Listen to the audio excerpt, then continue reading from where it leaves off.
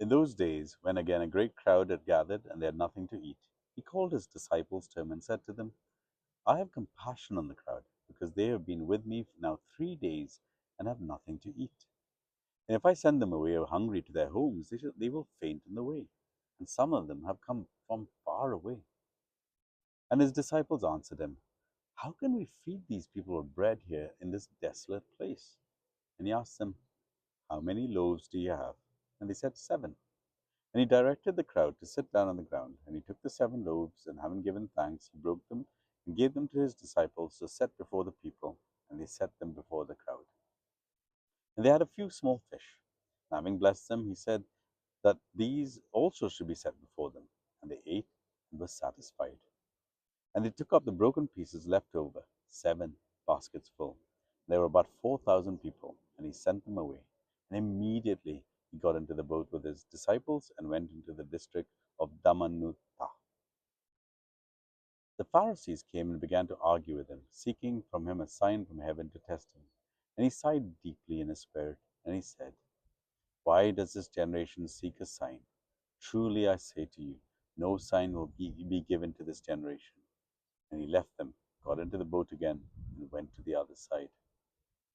Now they had forgotten to bring bread, and they had only 1 loaf with them in the boat. And he cautioned them, saying, watch out, beware of the leaven of the Pharisees and the leaven of Herod.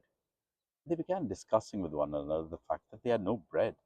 Jesus, aware of this, said to them, why are you discussing the fact that you have no bread? Do you not have perceived or understand? Are your hearts hardened? Have eyes, having eyes, do you not see? And having ears, do you not hear? And do you not remember when I broke the 5 loaves for the 5,000? How many baskets full of broken pieces did you take up? He said to him, 12. The 7 for the 4,000, how many baskets full of broken pieces did you take up? They said, 7. And he said to them, do you yet not understand? And they came to Bethsaida, and some people brought to him a blind man and begged him to touch him. And he took the blind man by the hand and led him out of the village.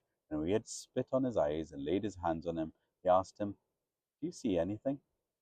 And he looked up and said, I see people, but they look like trees walking.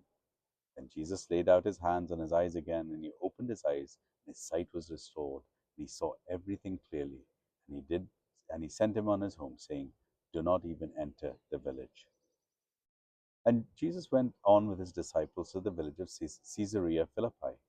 And on the way he asked his disciples, who do people say that I am? And they told him, John the Baptist, and others say Elijah, and others one of the prophets. And he asked them, who do you say I am? Peter answered him, you are the Christ.